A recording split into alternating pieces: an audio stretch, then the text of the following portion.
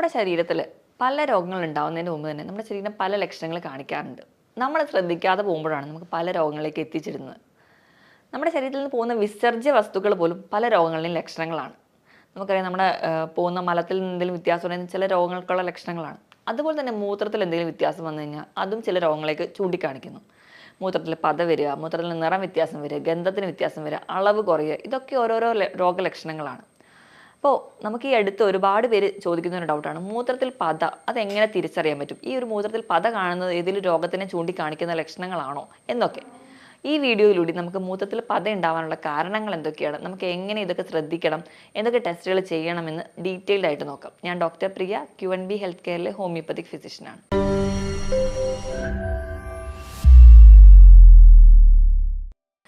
മൂത്രത്തിൽ പത ഇത് നോർമലായിട്ട് കാണുന്ന ഒരു കണ്ടീഷനാണോ? ഇത് പലരുടെയും സംശയമാണ്. നോർമലി നമ്മുടെ മൂത്രത്തിൽ പ്രോട്ടീൻ അല്ലെങ്കിൽ പത വരാറില്ല.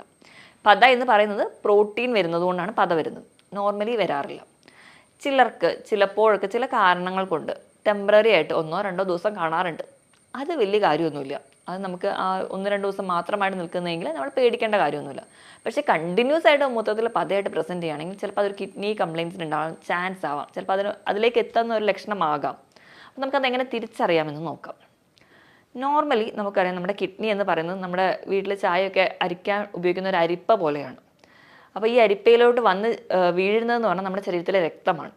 നോർമലി നമ്മുടെ ശരീരത്തിലൊരു 4.5 to 5 ലിറ്റർ ബ്ലഡ് ഉണ്ട്. അപ്പോൾ ഈ ഒരു ബ്ലഡ് നോർമലി നിർത്താൻ വേണ്ടി അല്ലെങ്കിൽ ആ ഒരു ലെവൽ മെയിൻറ്റെയിൻ ചെയ്യാൻ നമ്മുടെ രക്തത്തിൽ പ്രോട്ടീൻസ് ഉണ്ട്. നോർമലി കാണുന്ന അല്ലെങ്കിൽ കൂടുതലായി കാണുന്ന പ്രോട്ടീൻ എന്ന് പറയുന്നത് ആൽബുമിനും ഗ്ലോബുലിനുമാണ്. അപ്പോൾ കൂടുതലായിട്ട് കാണുന്നത് ആൽബുമിനാണ്. നമ്മുടെ ശരീരത്തിൽ മറ്റ് പല ഓർഗൻസിലും അല്ലെങ്കിൽ മറ്റ് പല ആവശ്യങ്ങൾക്കും ഈ പ്രോട്ടീൻ ഉണ്ട്. മസിൽസിലും മുടിയിലും അങ്ങനെ പല നഖത്തിലൊക്കെ പ്രോട്ടീൻസ് ഉണ്ട്. അപ്പോൾ അങ്ങനെ നമ്മുടെ ശരീരത്തിൽ അല്ലെങ്കിൽ നമ്മുടെ രക്തത്തിൽ കാണുന്ന ഒരു പ്രോട്ടീനാണ് ആൽബുമിൻ. ആൽബുമിൻ എന്ന് പറഞ്ഞാൽ നമ്മുടെ മുട്ടയുടെ വെള്ള, അതാണ് ശരിക്കും ഈ ആൽബുമിൻ എന്ന് പറയുന്നത്. അപ്പോൾ ഈ പറയുന്ന പ്രോട്ടീൻ പല കാരണങ്ങൾ കൊണ്ട് നമ്മുടെ കിഡ്നി എന്ന് പറയുന്ന ഈ യൂണിറ്റ് അല്ലെങ്കിൽ നെഫ്രോൺ എന്ന് പറയുന്ന ഈ യൂണിറ്റിലൂടെ അരിച്ചു പോകുമ്പോൾ നോർമലി അത് അരിപ്പയിലൂടെ കടന്നു പോകാറില്ല. മറ്റ് പല കാരണങ്ങൾ അല്ലെങ്കിൽ എന്തെങ്കിലും രോഗങ്ങളുടെ തുടക്കത്തിലോ അല്ലെങ്കിൽ എന്തെങ്കിലും ഒരു ചെറിയ ഡയലേഷൻ അല്ലെങ്കിൽ കൺട്രാക്ഷൻ ആ ഒരു നെഫ്രോണിൽ വരുന്നതിൻ്റെ ഭാഗമായിട്ട് പ്രോട്ടീൻ മൂത്രത്തിലേക്ക് എത്തുകയും അതാണ് നമ്മൾ മൂത്രം ഒഴിക്കുമ്പോൾ പതയായിട്ട് പ്രസൻറ്റ് ചെയ്യാറ്. അപ്പോൾ ഒരുപാട് പേർക്ക് ഡൗട്ടുള്ളൊരു കാര്യമാണ്. അതുപോലെ ഈ പത എന്ന് പറയുന്നത് എന്താണ്, അല്ലെങ്കിൽ നമ്മൾ ഇപ്പം പത എന്ന് പറയുന്നത് നമ്മൾ ആദ്യം തന്നെ വിചാരിക്കുന്നത് സോപ്പിൻ്റെ പത പോലെ നിൽക്കുമോ, അല്ലെങ്കിൽ ഇതെന്താണ് പ്രസൻറ്റ് ചെയ്യുന്നതെന്ന്. അപ്പോൾ ഇത് തിരിച്ചറിയാൻ വേണ്ടി, അല്ലെങ്കിൽ നിങ്ങളുടെ മൂത്രത്തിലെ പത ഒരു പ്രശ്നമാണോ എന്നറിയണമെങ്കിൽ നമ്മൾ മുട്ട പൊട്ടിച്ചിട്ട് മുട്ടയുടെ വെള്ളം മാത്രം എടുക്കുക. അതായത് ഇതിലാണല്ലോ ആൽബുമിൻ, ഇത് നല്ലപോലെ ബീറ്റ് ചെയ്തിട്ടുണ്ടെങ്കിൽ അത് നല്ല രീതിയിൽ ഒരു പതയായിട്ട് പ്രസൻറ്റ് ചെയ്യും.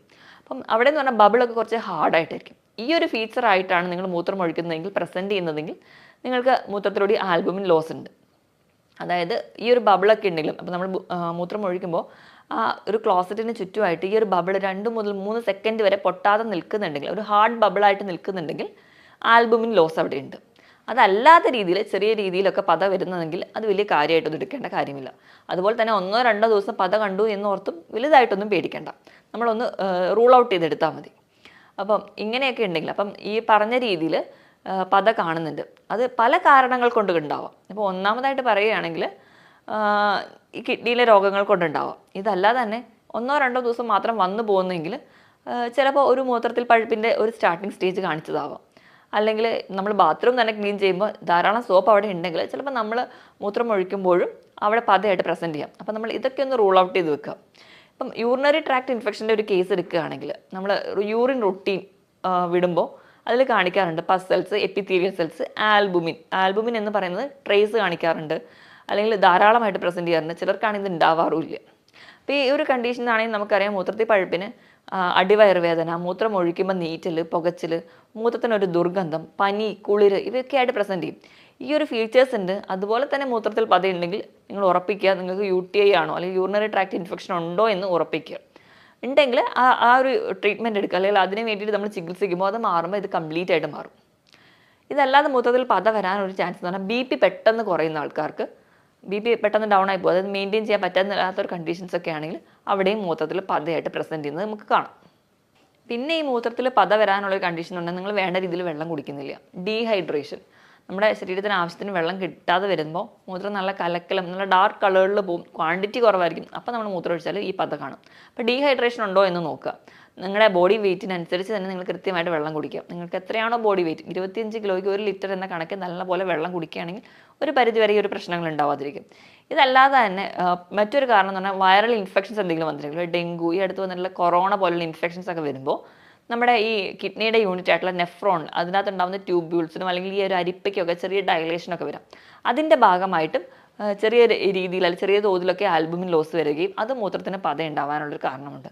ഇതൊന്നും അല്ലാതെ തന്നെ അധികമായിട്ട് വ്യായാമം ചെയ്യുന്നവരും ഭയങ്കര സ്ട്രെയിനസ് ആയിട്ട് എക്സസൈസ് ചെയ്യുന്നവരാണെങ്കിൽ നമുക്കറിയാം നമ്മുടെ മസിലെല്ലാം ബിൽഡ് ചെയ്തിരിക്കുന്നത് പ്രോട്ടീൻ വെച്ചിട്ടാണ്. നമ്മൾ അധികം വ്യായാമം ചെയ്യുമ്പോൾ ഈ പ്രോട്ടീൻ ബ്രേക്ക് ഡൗൺ ചെയ്യുകയും നമ്മുടെ ശരീരത്തിൽ ക്രിയാറ്റിനിൻ്റെ അളവ് കൂടുന്നതായിട്ട് കാണാം. ഇത് കിഡ്നിക്ക് ഒരു ലോഡ് കൂടുകയും അങ്ങനെ കിഡ്നിയിൽ ഓവർലോഡ് ആവുന്നതിൻ്റെ ഭാഗമായിട്ടും ആൽബുമിൻ്റെ ഒരു പ്രസൻസ് നമുക്ക് യൂറിനിൽ കാണാൻ പറ്റും.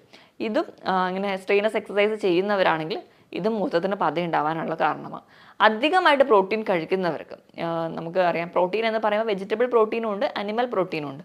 വെജിറ്റബിൾ പ്രോട്ടീനിൽ വരുവാണെങ്കിൽ പയർ, കടല, പരിപ്പ്, കൂണ് ഇവയെല്ലാം വെജിറ്റബിൾ പ്രോട്ടീനിലോട്ട് പോകും. സോയ. ഇനി അനിമൽ പ്രോട്ടീനാണ് ഇറച്ചി, മീൻ, റെഡ് മീറ്റുകളും എല്ലാം പെടുന്നത് നമുക്കറിയാം. അതുപോലെ തന്നെ മുട്ട, ഇതൊക്കെ നമുക്ക് പ്രോട്ടീനാണ്. ഇത് സ്ഥിരമായിട്ട് കഴിക്കുകയും അധികമായിട്ട് കഴിക്കുകയും ഒക്കെ ചെയ്യുന്നവരാണെങ്കിൽ അതും നമുക്കൊരു പരിധി വരുമ്പോൾ, പരിധിയിൽ അധികമായി കഴിയുമ്പോൾ ആൽബുമിൻ്റെ പ്രസൻസ് നമുക്ക് യൂറിനിൽ കാണാൻ പറ്റും. ഇത് കൂടാതെ തന്നെ നമ്മൾ അമിതമായിട്ട് ടെൻഷനോ സ്ട്രെസ്സോ ഒക്കെ ഉള്ളവരാണെങ്കിൽ അത് നമുക്കൊരു പരിധി വരെ ഇങ്ങനെ മൂത്രത്തിൽ പത വരാൻ കാരണമാകുന്നുണ്ട്. കാരണം ടെൻഷൻ ഹോർമോൺ അല്ലെങ്കിൽ സ്ട്രെസ് ഉണ്ടാകുന്ന ഹോർമോൺ എന്ന് പറയുന്നത് അഡ്രിനാലിൻ. ഇത് ഉണ്ടാക്കുന്നത് അഡ്രിനൽ ഗ്ലാൻസിൽ നിന്നാണ്. ഈ ഗ്രന്ഥി ഇരിക്കുന്നത് നമ്മുടെ കിഡ്നിയുടെ തൊട്ട് മുകളിലാണ്. അപ്പം ഇതിൽ നിന്ന് ഒരുപാട് ഹോർമോൺസ് ഉണ്ടാവുകയും ഇത് നമ്മുടെ ശരീരത്തിന് മൊത്തത്തിലൊരു സ്ട്രെസ് ഉണ്ടാക്കുകയും ഇത് കിഡ്നിക്ക് ഒരു ലോഡ് കൂട്ടുകയും ചെയ്യും. അപ്പം നമ്മുടെ കിഡ്നി എന്ന് പറയുമ്പോൾ ആദ്യം അരിപ്പയാണ്. ആ അരിപ്പയിലൂടെ കടന്നു പോകുമ്പോൾ കിഡ്നിക്ക് ഉണ്ടാകുന്ന ഒരു സ്ട്രെസ് കാരണം കറക്റ്റായിട്ടൊരു ഫിൽറ്ററിങ് പ്രോസസ്സ് നടക്കാതെ വരികയും ആൽബുമിൻ മൂത്രത്തിൽ ഉണ്ടാവുകയും ചെയ്യും.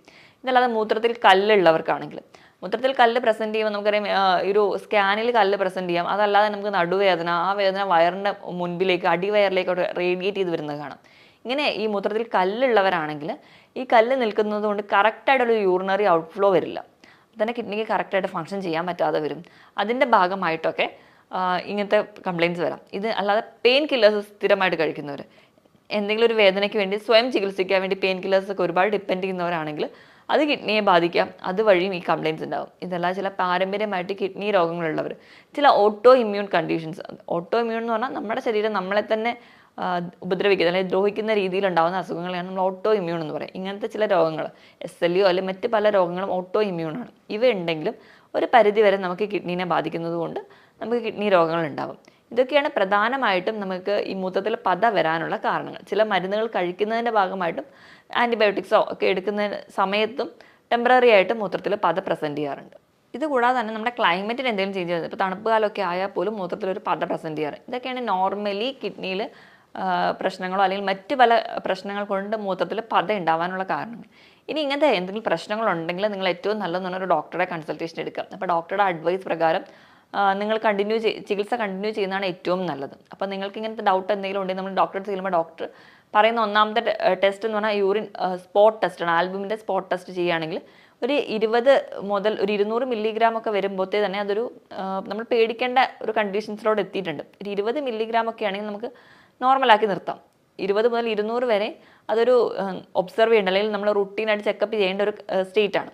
200 മുകളിൽ എത്തിയിട്ടുണ്ടെങ്കിൽ അതൊരു സീരിയസ് കണ്ടീഷനിലോട്ട് പോകാറുണ്ട്. ഇനി രണ്ടാമത് നമ്മൾ ചെക്ക് ചെയ്യുന്നുണ്ടെങ്കിൽ ആൽബുമിൻ ക്രിയാറ്റിനിൻ റേഷ്യോ ചെക്ക് ചെയ്യാറുണ്ട്. അപ്പം അതും നമ്മൾ ഈ 2 ടെസ്റ്റുകളും ചെയ്തിട്ടാണ് മെയിൻലി എന്തുകൊണ്ടാണ് പത ഉണ്ടാവുന്നതെന്ന് നോക്കാറ്. അപ്പം അത് എന്താണെന്ന് കണ്ടിട്ട് അത് റൂൾ ഔട്ട് ചെയ്യുകയാണ് ചെയ്യാറ്. അപ്പോൾ ഈ പറയുന്ന രീതിയിൽ ഇപ്പം മൂത്രത്തിൽ ഈ പത പ്രസൻറ്റ് ചെയ്യുന്നുണ്ട്, അതിനോടൊപ്പം തന്നെ നിങ്ങൾക്ക് കാലിൽ നീര്, മുഖത്ത് മൊത്തത്തിലൊരു പഫിനെസ്, ഒരു നീർക്കോളുണ്ട്, നിങ്ങൾക്ക് മൈൻഡ് ആണെങ്കിൽ ഒരു കൺഫ്യൂഷൻ സ്റ്റേറ്റ് ആണ്, നിങ്ങൾക്ക് ഒന്നിലും ഉറപ്പിക്കാൻ പറ്റുന്നില്ല, അങ്ങനത്തെ ചില ലക്ഷണങ്ങൾ കാണുന്നുണ്ട്. ഉറക്കം വരുന്നില്ല, പക്ഷെ പകൽ സമയത്ത് കിടക്കുമ്പോൾ ഭയങ്കരമായ ക്ഷീണമുണ്ട്, പക്ഷെ ഉറങ്ങാൻ പറ്റുന്നില്ല. വായിൽ നിന്ന് എന്തെങ്കിലും ദുർഗന്ധമായിട്ട് പ്രസൻറ്റ് ചെയ്യുക, നിങ്ങളുടെ ശ്വാസത്തിന് തന്നെ എന്തെങ്കിലും ദുർഗന്ധം പ്രസൻറ്റ് ചെയ്യുക, ഭയങ്കരമായ ക്ഷീണം തോന്നുക, ഇങ്ങനെ മൂത്രത്തിൻ്റെ അളവ് കുറയുക, ഇങ്ങനത്തെ ചില ലക്ഷണങ്ങൾ കൂടി ഉണ്ടെങ്കിൽ നിങ്ങൾ വെയിറ്റ് ചെയ്യാതെ തന്നെ എപ്പോഴും ഒരു ഡോക്ടറുടെ കൺസൾട്ടേഷൻ എടുക്കണം. കാരണം ഇത് ചിലപ്പോൾ നിങ്ങൾക്ക് കിഡ്നി രോഗം ഉള്ളതുകൊണ്ടാവും. അപ്പോൾ മൂത്രത്തിൽ പത എന്ന് പറയുമ്പോൾ ഞാൻ ഈ പറഞ്ഞ കണ്ടീഷൻസിൽ മാത്രമായിരിക്കും. ഞാൻ ഈ പറഞ്ഞ കിഡ്നി രോഗങ്ങളുടെ ലക്ഷണത്തോടൊപ്പം തന്നെ മൂത്രത്തിൽ പത പ്രസൻറ്റ് ചെയ്യുന്നുണ്ടെങ്കിൽ അത് കുറച്ച് സീരിയസ് കണ്ടീഷനാണ്. അപ്പോൾ അങ്ങനെ എന്തെങ്കിലും ഉണ്ടെങ്കിൽ നിങ്ങൾ എത്രയും പെട്ടെന്ന് ഒരു ഡോക്ടറുടെ കൺസൾട്ടേഷൻ എടുക്കേണ്ടതാണ്. ഇനി നമുക്ക് ഈ മൂത്രത്തിൽ പതയുള്ളത് എന്തുകൊണ്ടാണെന്ന് തിരിച്ചറിഞ്ഞാൽ, ഇപ്പോൾ UTI പോലുള്ള ഒരു കണ്ടീഷൻ ആണെങ്കിൽ നമ്മൾ അത് മാനേജ് ചെയ്യാൻ വേണ്ടി നോക്കുക. ധാരാളം വെള്ളം എപ്പോഴും കുടിക്കാൻ വേണ്ടി ശ്രദ്ധിക്കുക. നിങ്ങളുടെ വെയിറ്റിനനുസരിച്ച് തന്നെ നല്ലപോലെ വെള്ളം കുടിക്കുക. ഇനി ഇത് കൂടാതെ തന്നെ മദ്യപാനം അല്ലെങ്കിൽ പുകവലി പോലെയുള്ള ശീലങ്ങളുണ്ടെങ്കിൽ അത് നമ്മുടെ ബോഡീനെ ഡീഹൈഡ്രേറ്റ് ചെയ്യും. അപ്പോൾ അങ്ങനെ ശീലമുള്ളവരാണെങ്കിൽ അത് നിർത്തിയാൽ തന്നെ, കഫീൻ അല്ലെങ്കിൽ കോള പോലെയുള്ള ഡ്രിങ്ക്സ് കഴിക്കുന്നവരാണെങ്കിൽ അതും ബോഡീനെ ഡീഹൈഡ്രേഷൻ വരികയും അത് കിഡ്നിക്ക് സ്ട്രെസ് കൂട്ടുകയും അതുവഴിയും പത വരാൻ ചാൻസ് ഉണ്ട്. അപ്പോൾ ഇങ്ങനെയൊക്കെ ബുദ്ധിമുട്ടുണ്ടാണെങ്കിൽ നിങ്ങൾ മാക്സിമം അതൊക്കെ അവോയ്ഡ് ചെയ്യുക. കുറച്ചുകൂടെ ഹെൽത്തി ആയിട്ടിരിക്കാൻ വേണ്ടി വ്യായാമം കൃത്യമായിട്ട് ചെയ്യുക. കൃത്യമായിട്ട് ഉറങ്ങുകയാണെങ്കിൽ ഒരു പരിധി വരെ നമ്മുടെ ശരീരത്തിൽ ഉണ്ടാകുന്ന നീർക്കെട്ടുകളോ നമ്മുടെ കിഡ്നിയിൽ ഉണ്ടാകുന്ന നീർക്കെട്ടുകളോ തടയാൻ പറ്റും. ഇനി മറ്റൊരു ഹെൽത്ത് ടോപ്പിക്കുമായിട്ട് വീണ്ടും കാണുന്നത് വരെ നന്ദി.